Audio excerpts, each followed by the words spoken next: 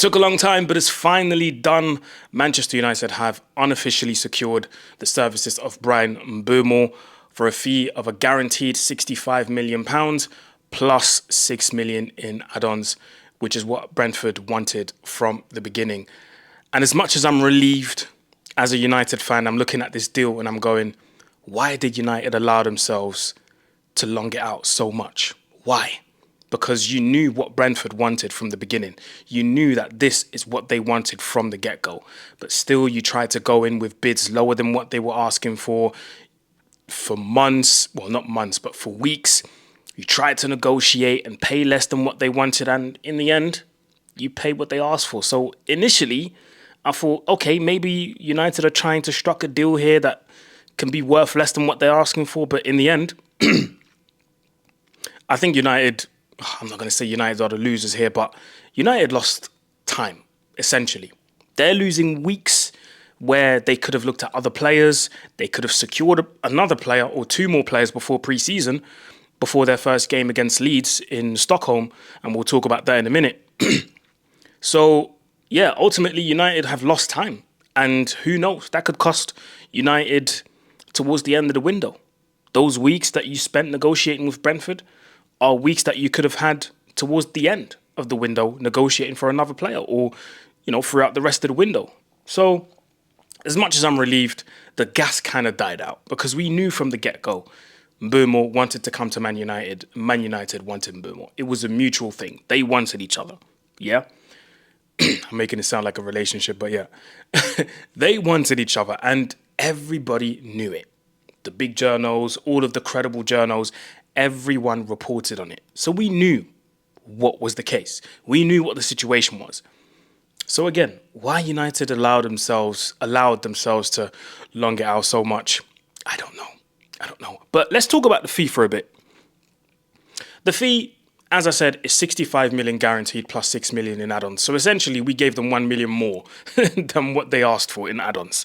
And I'm guessing those add-ons will be achievables in terms of goals in the Premier League, Champions League qualification or qualification for Europe, these kind of things.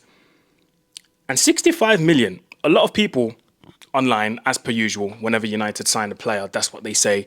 You got fleeced, you overpaid.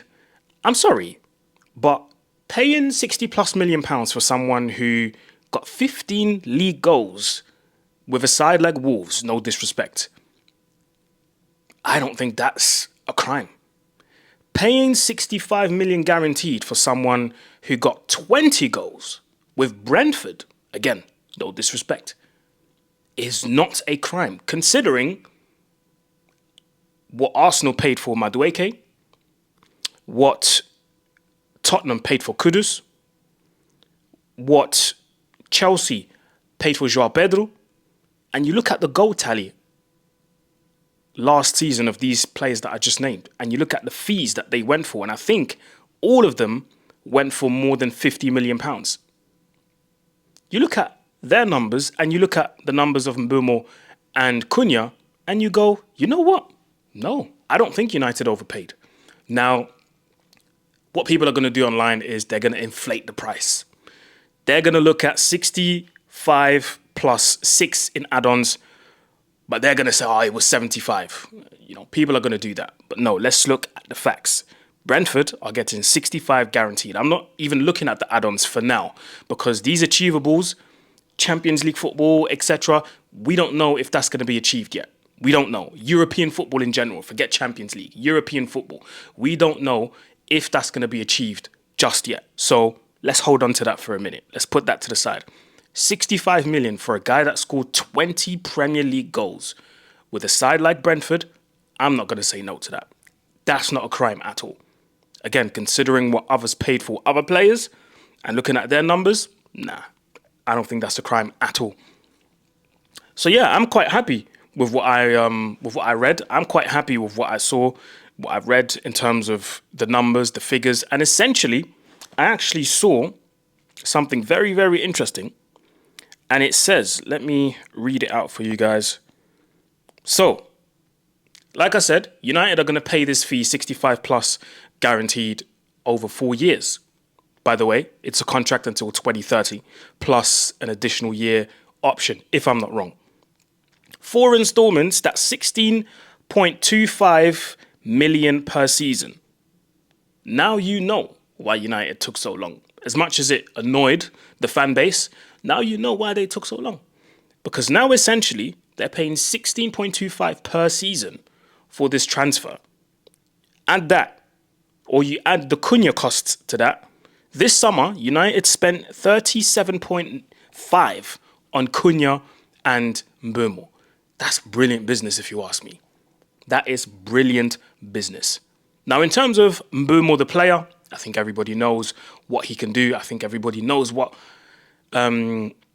everyone knows how he plays, predominantly off the right, cuts in with his left, can score, can assist, got pace, can serve others. He can, he's got the ability to carry the ball for long distances. And I've said this for a long time. We have not had a good ball carrier at this football club since Paul Pogba and Jesse Lingard.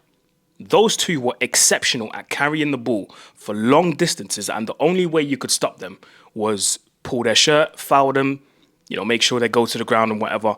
But you had to stop them with fouls. That's the only way you could have stopped them. Looking at our squad now, since these two left, we haven't seen good ball carriers at this football club. We haven't. So the fact that Mbeumo's coming to the club, and we've seen, he scored one of those goals against us, I believe.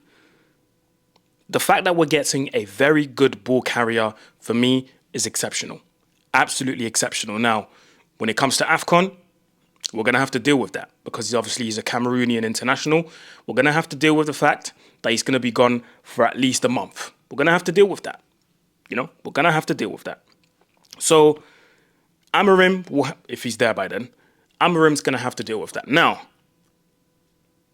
there's talks of a striker coming in now because I'm looking at this deal, and like I said, as much as I'm satisfied about it, I'm going, okay, what's next? Who else is coming in?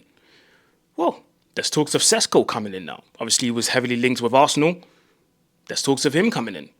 But I'm going to be honest, if Leipzig keep up this act of asking for 90 million plus, I wouldn't go nowhere near him because trying to strike a deal with Leipzig for someone who costs 90 million and try and keep the costs as low as possible, i.e. trying to pay between 15, 16 and 20 per season, I don't know. I don't know if that's going to be possible. So I don't know about Sesko, but, I do like the profile here and there. I've seen bits here and there. I've seen him play for Leipzig, but I don't know. So, yeah, this is a very short one, to be fair. I'm not going to sit here and delve too much on this. But now it's up to United to go get more players because, I'll be honest, Rasmus Højlund, I've got no faith. Xerxes, it was his first season, and there's a player in there because I can see it. The technical ability is there. The ability to link up with players is there. Despite the rocky start not rocky start, but despite that little period where he got booed by the fans and whatever happened against Newcastle, he picked himself back up and look at him now. Every time he comes on, people love him. So now it's up to the club to go and get someone who's going to be playing in that same position because we need all the help we can get. And right now in that striker position, I'm sorry, but everything and anything and anyone is better than Rasmus Højlund. I have to be honest.